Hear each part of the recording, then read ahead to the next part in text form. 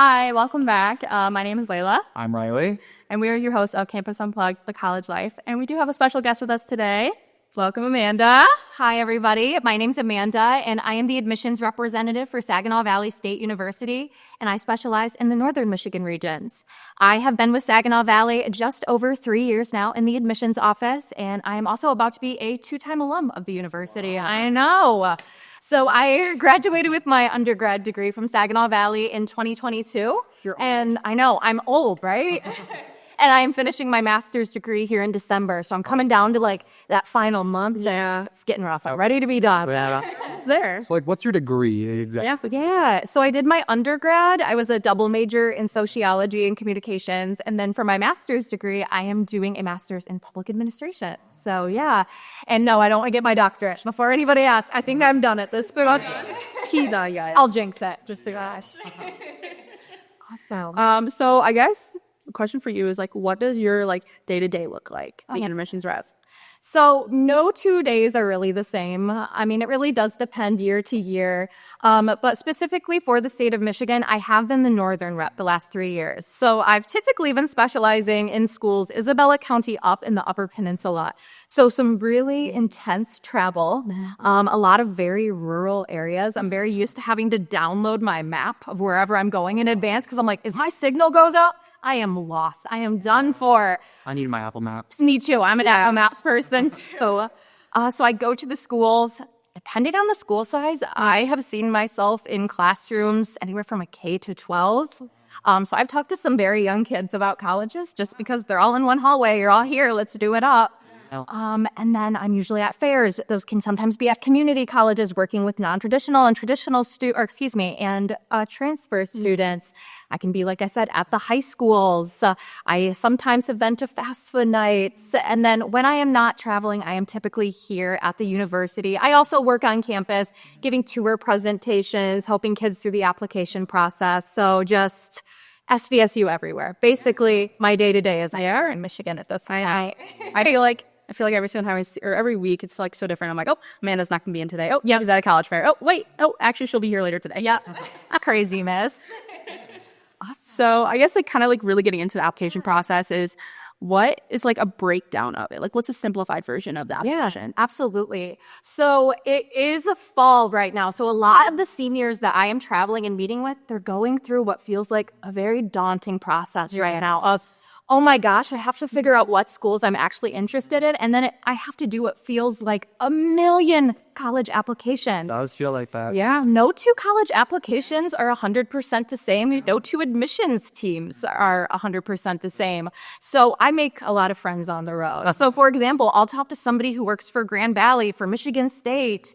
And sometimes when they are looking at a student's application, they're not basing admission off of the same things that we are basing at Saginaw Valley. Yeah. So the breakdown for students, if I keep it general and talk about everyone, it can be a little different. Yeah. But the good news with Saginaw Valleys is that our application is pretty straightforward. Mm-hmm.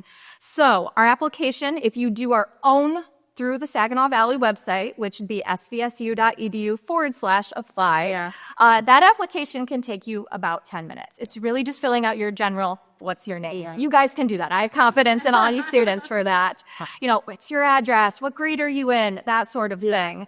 And there is another option too. If you don't want to go through a university's website, our students do have the option to complete through Common App. Yeah. So for anybody who doesn't know what Common App is, it is one giant college application. Oh, wow. And you can use it and fill that out and send it to a bunch of schools. So one application, but you could apply to, I think it's up to 20 schools at once. So it's, never figure out. Yeah, I applied to 16 individual schools without using the Common App. And then So I was writing so many essays. Oh my God. Oh, why didn't I do that?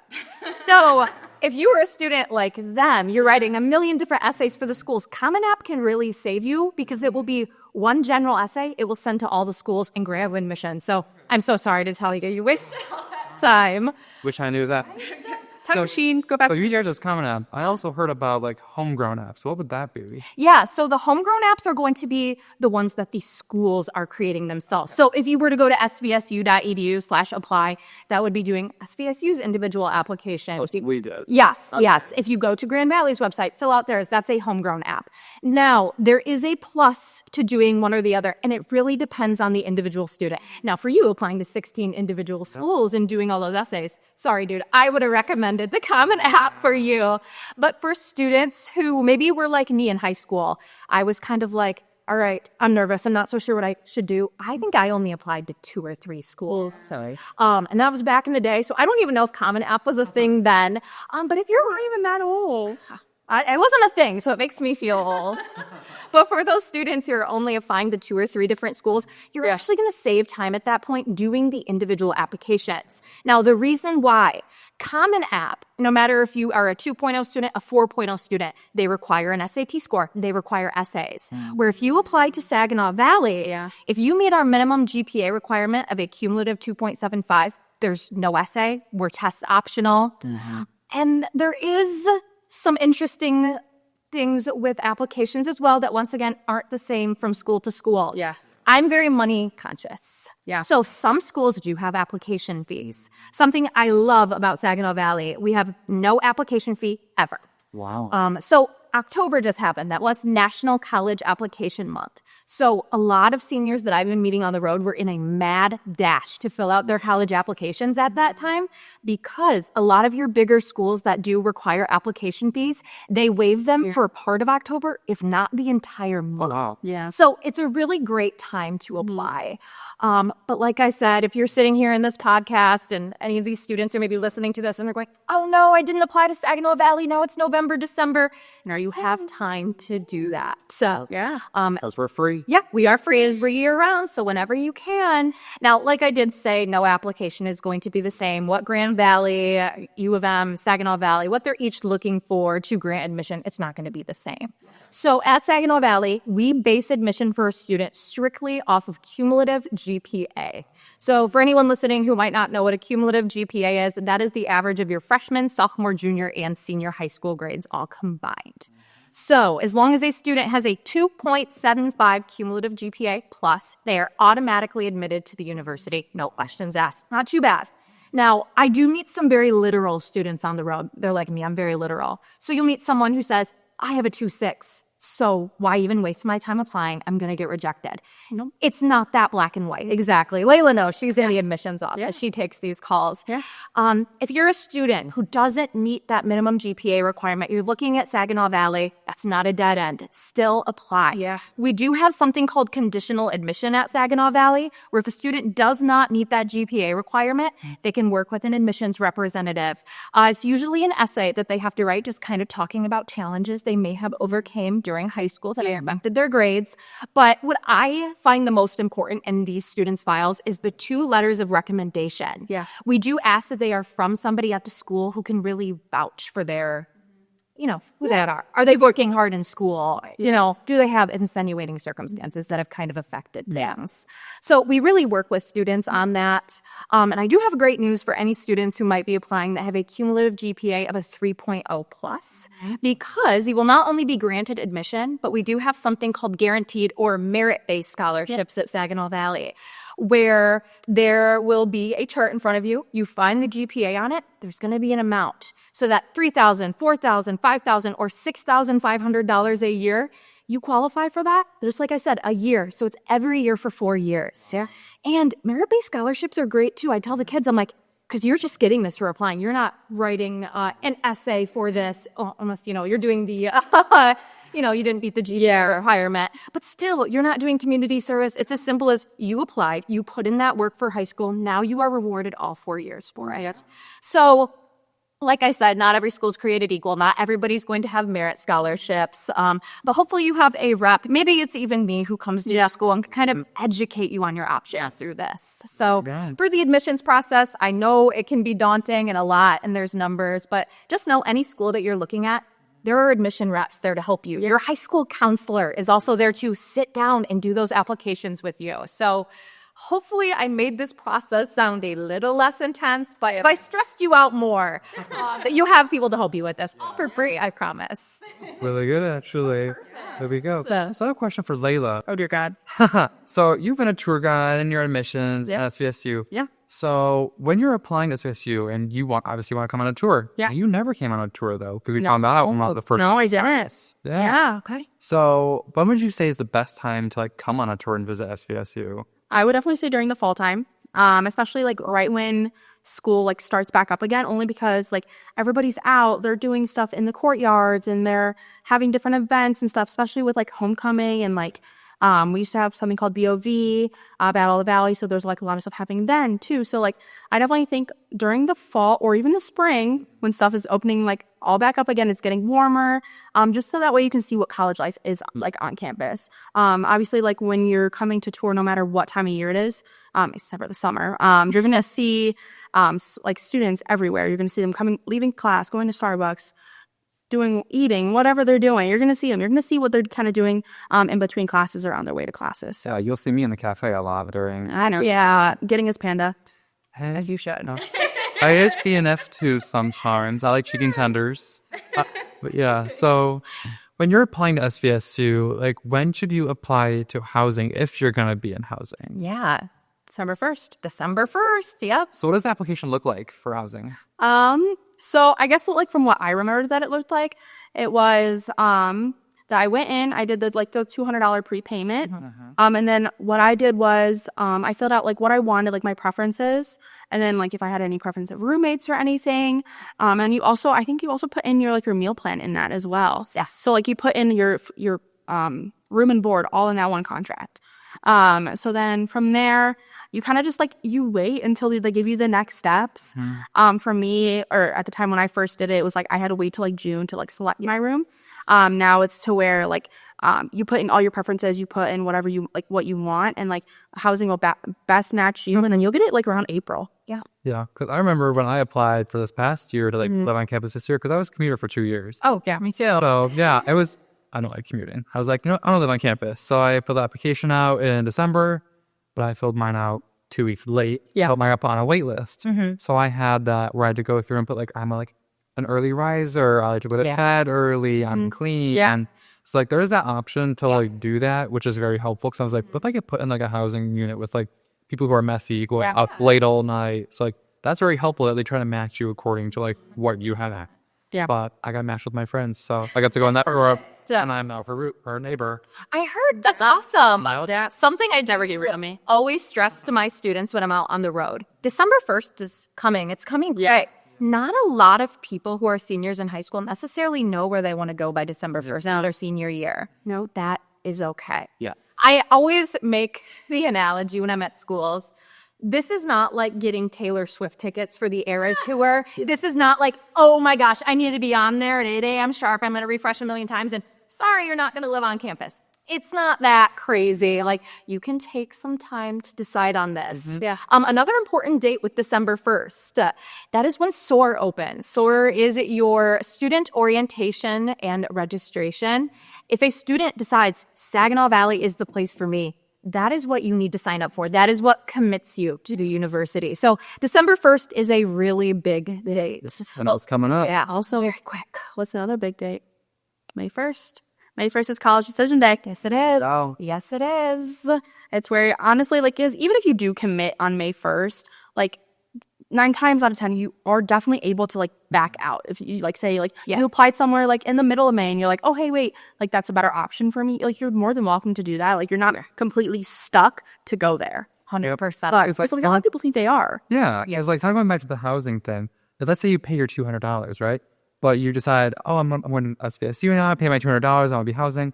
You're like, oh, wait, I want to go to Northwood instead. Yeah. You can back out and get your $200 back. Yeah. Yeah. I always tell the kids that too, because I have some that are like, they are set. Like, if I'm living on campus, I want to have this specific style, and it'll be like the private bedroom. Well, obviously, that's our most popular. Oh, yeah. So they're kids who are like, I want to do this December 1st because I'm 97% sure I'm coming here. So I say, do it anyway. If you back out, you can take all that back. Like, I'm not going to show up to your house and be like, hey, you signed up. Now I got to drag you by your hair all the way down to Saginaw, Michigan. It's not happening. It's fine. So yeah, I do have some kids on December 1st who are like, I'm just going to fill it out to be safe.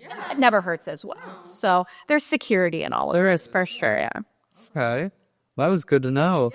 Oh. Don't worry, I won't come to your house. And Okay, just I made my decision. I'm staying perfect. for 1.5 more years. And then master's program. Doctorate. Oh, yeah. Okay, doctor. Nice. Physical therapy, actually.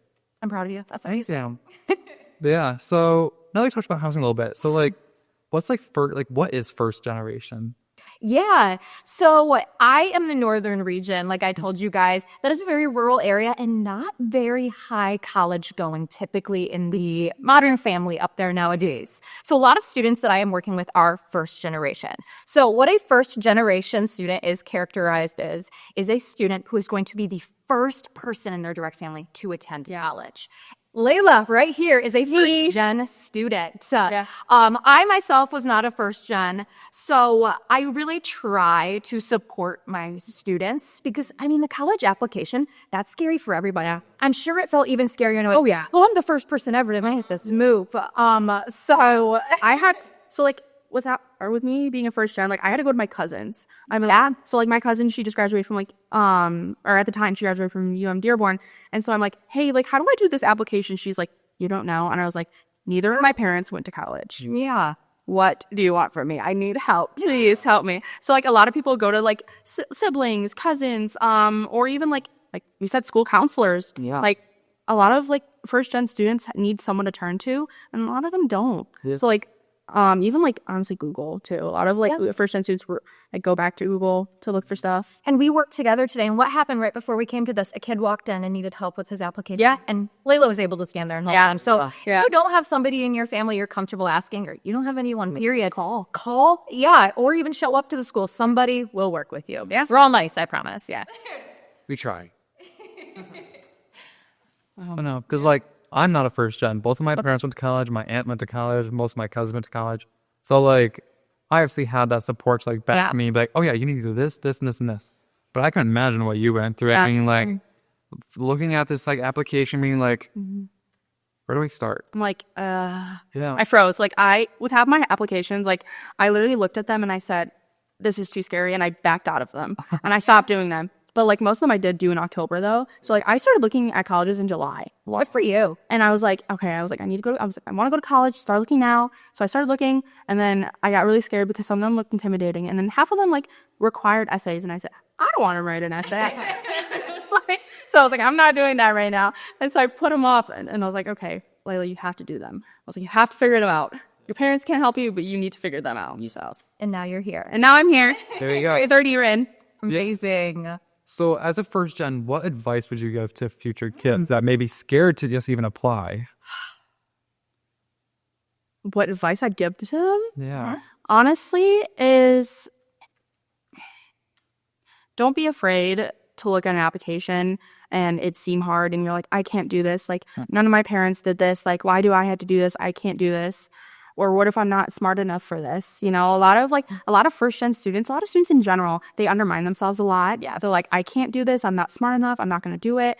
Maybe I should just go work at McDonald's or go to a trade school. Yeah. Trade school is not a bad option either. No. A lot of people go in trade school make a lot more money than when they get their undergraduate degree. But honestly, just don't be scared. Just do it. Just do it. Honestly, the Nike promotion, just do it. Because honestly, like, it was the best decision I made for myself. And I know a lot of other first-gen students and students in general feel the same way. Find that person who can definitely help you, whether it's a college advisor or, like I said, sibling, cousin. Find that person who can help you. Or if you call me and you need help, I'll help you over the phone. Yeah. I'll stay on the phone with you as long as you need until you get that application in. There you go. Well, do you have any questions for us regarding the application process? So you guys are all youngins. So I am just curious, when you did your 16 separate acquisitions, I mean, when did you graduate high school? Can I ask? 2023. Okay, Covenant was definitely a thing. So was it smart enough for that? I wasn't either. Did you guys have supports at your school, like a counselor, a college and career counselor, anything like that to help you with those things? Yes, we did, but also I felt like I wanted to apply to just certain colleges. Like, I want to apply to like Northwood because I wasn't going for business. I wanted to be PT and like science. So I was like, okay, what schools have this degree program? So I had to look each individual one and like go from there. So I didn't know if like Common App would apply me to Northwood. Like, oh, I want to apply to Northwood. Yeah. So that was like kind of my thought behind it. Yeah. But then I was like, oh, I'm tired of writing all these essays. I was sitting on my laptop for probably the entire summer applying for colleges because I was so... What schools required you to write an essay? Because all the ones I did not require an essay. I wrote essays for not all of them, most of them. Yeah. Because like they like to know like backstories behind you sometimes. So like that's was like the optional essays kind of thing. Yeah. I wanted to get into Grand Valley really bad, but I was like, you know what? I want to go there for grad school now. So I'm like, I'm not going to go to Grand Valley for all 8 years. I'm going to save money and come to SVSU because like on our last podcast we saw, like the financial aid and scholarships, I got a lot more scholarships coming here because of my GPA, because of I didn't live on campus. I had for a lot of donor scholarships. Yeah. So I have a full ride to go here. So I'm like, I'm free. Like I don't pay anything to be here. Good for you. So I'm like, now I have another 4 years at grad school that I have to be like, oh, how am I going to make up this money? Right, so this is my time to save. Yeah. Which if you're going into grad school or like going future down the line, I would recommend SVSU because we have that 66% of incoming freshmen have that full ride. It went up from our freshman year because our freshman year it was 49%. Oh, wow. Yeah. So it went up to 66 within like a year and a half. So think, what about next year, these students? Yeah. It's going to be awesome. There we go. And then, Layla, did your high school have supports like a counselor? Or did you guys even have admission reps visit your high school like I do? Nope. I think we did because, like, for the state of Michigan, you guys cover Bay City Western, which is where I went. Yes. Yeah. So I know in my senior year, because we had them come, which was my dad. So, because they're coworkers, actually. Yeah. So I live with someone who does admissions and, like, financial aid and all other stuff. So, like, he was really there to, like, back me up behind it. And it was kind of, like, his thought to, like, apply to a bunch of different schools that were geared more towards me. So I didn't really talk to a lot of my admissions reps, even though I could. Yeah. But I was like, you know what? I have my dad. You had a great resource. Yeah. You had a rare one. Yeah. There. But your high school, you don't remember admission reps or anything. So, So no admissions rep came to my school. Okay. I know they went to like surrounding schools. Okay. But we never had one, at least in the few years that I was there. But we didn't honestly, our counselors, like, yes, they were there for, like, if we needed any questions. But, like, I honestly wish my high school would put on more, like, seminars and, like, more, like, actual, like, hands-on stuff where they help us with our applications, help us with FAFSA, and, like, help us with everything, like, scholarships, everything like that. They really didn't, like, gear us up, like, ready for it. Yeah. Which is really unfortunate. Yeah. Well, with my school at Bay City, we had one night before the semester even, like, started. And you went in there and you applied to 3 schools instantly. So you applied to Delta, you applied to Saginaw Valley, and you applied to Northwood if you want to do that. Because those are our 3 closest schools. Yeah. So we had a night where we all just went to a computer lab and just applied to those 3 schools. Yeah. So I only applied to the 2 because I was like, I'm not doing Northwood. Yeah. So I applied to those 3 and 2. And so that's one thing that they did help us. Because like, even if you didn't want to go to college, there wasn't a requirement to go, but it was geared towards me like, you should come to this in case you change your mind at the end of your senior year. Yeah. Yeah. So 2 kind of differing layers of support and this. But what is nice is most people, have the internet as a resource. So whether you have dad who knows it all, or whether you don't have a ton of, support, it is nice. You can go on the internet for any school that you're interested in. Look up the admission staff. There's typically a map. Click on what county you're in. Right there. There's the email and phone number for your admission rep. Yeah. And the nice thing is take anything to your admission rep. We're pretty educated on a lot of things. Yeah. God forbid, I don't know your very niche question to something. Like I had a kid one time, he's like, how much do you need to weigh to drive the race car on the race car team? I was like, dude, I don't know if God knows the answer to that question. Like that is so specific. Oh my God. Like, so I was like, you know what? I don't know that, but here's who I can get you in contact with. We will get your answers. Yeah. Everything will be answered. It will all be figured out for you. There was always someone for you to ask. 100%. And I think like kind of like going a little bit off topic with not knowing the answers to certain questions, like when you come on a tour here, if your tour guide doesn't know the answer to that question, they will find the answer. 100%. Whether they go to our director, Sam, or they go to somewhere else in the office, or even to a different office, they will find you the answer. We will get you that. Yes. Or even if we have to just like Google it really quickly to show you the answer. Yeah. Like come with questions. 100%. If you're or if you're calling us, or if you're coming in just on a regular tour, come with questions. Yeah. Because like we want to make sure that you're leaving with everything. Like we want to make sure you don't have any questions by the time you leave. If you do, then we can. So honestly, I don't really have anything else. I don't have anything else for you either. Saying, Perfect. Well, thank you for joining. I had so much fun. Well, thank you guys for joining us today. We're going to be heading out. We'll see you for the next episode. Bye. Bye.